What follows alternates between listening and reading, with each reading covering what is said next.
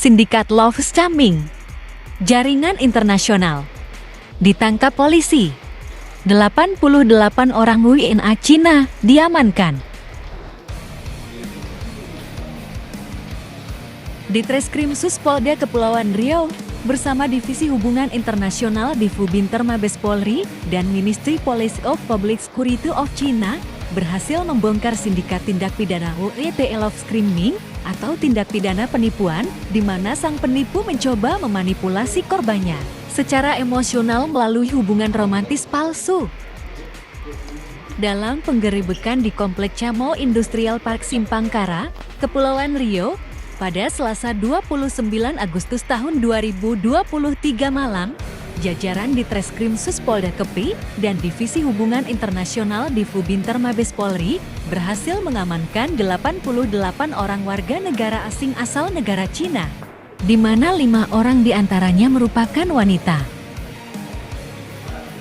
Wakil Kepala Polisi Daerah Kepulauan Riau, Brigjen Pol Asep Safrudi, mengatakan hasil pengungkapan kasus ini berkat kerjasama lewat kolaborasi Joint Investigation dengan Ministry of Public Security of Republik Rakyat Cina.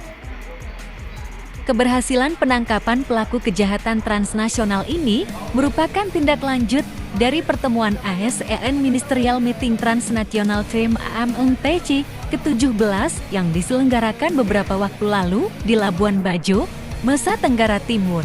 Kemudian polisi Interpol Cina bersama polisi Indonesia berkolaborasi untuk mengungkap kasus love scamming ini, tutur Wakapolda Kepri, Brigjen Pol Asep Safrudin, saat rilis kasus di lobi utama Mapolda Kepri, Rabu 30 Agustus 23.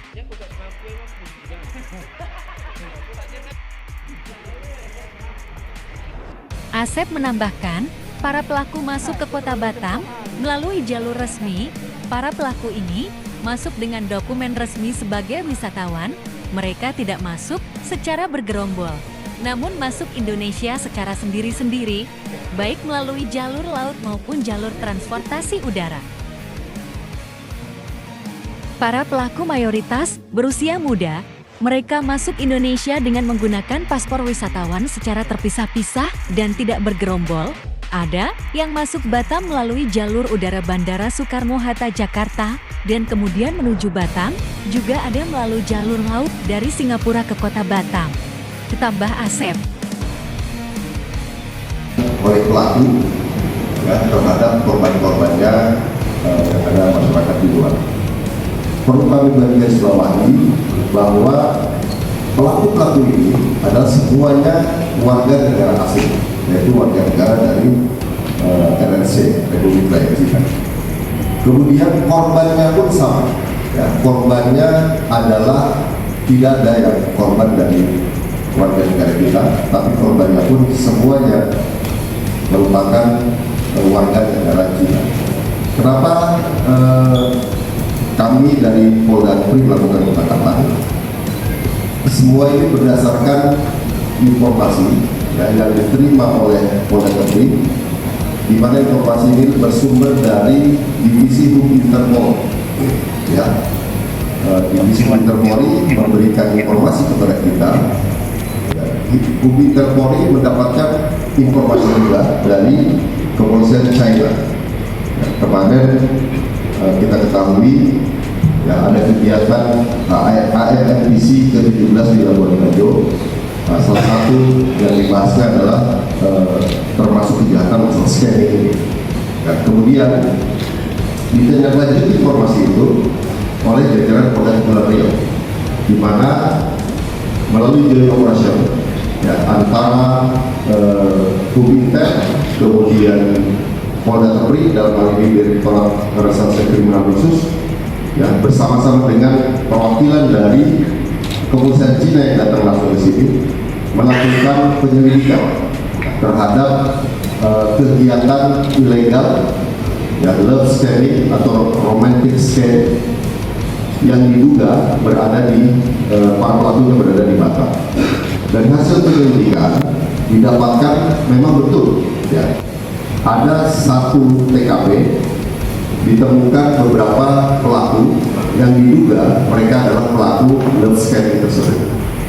Kemudian penyidik melakukan penangkapan terhadap pelaku di TKP 1. Ternyata setelah dikembangkan terdapat 2 TKP lainnya yang keseluruhannya ada di Batam.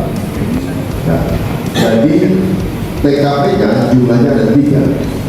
Dari TKP tersebut para penyidik kami ya, bergabung dengan Interpol dan kepolisian Cina mendapatkan beberapa barang bukti, ya, diantaranya 933 handphone ya dengan merek Redmi, kemudian 14 unit handphone merek iPhone, 1 unit handphone dengan merek Motorola, 8 bundel dokumen, kemudian 3 kotak dokumen, 3 unit laptop, 7 charger portable dan lain sebagainya. Luar biasa, barang buktinya banyak sekali, nanti bisa rekan-rekan lihat. Dan sekali lagi, setelah kita lakukan penangkapan, kemudian sore ini kita rilis di depan media semuanya.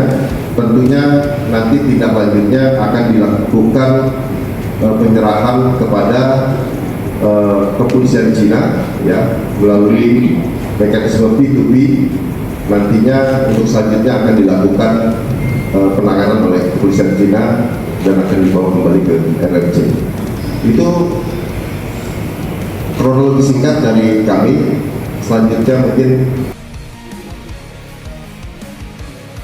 dalam penangkapan para pelaku ini, pihak kepolisian menyita barang bukti berupa ratusan handphone berbagai merek serta barang elektronik lainnya.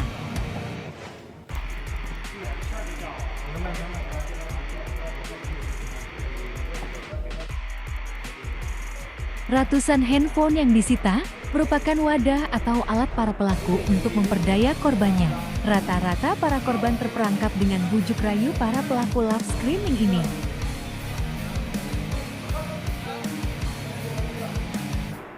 Dalam melakukan tindak kejahatan, para pelaku menggunakan handphone.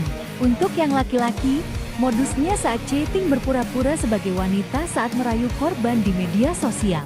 Sedangkan pelaku wanita merayu korban dengan berbagai cara fantasi seks.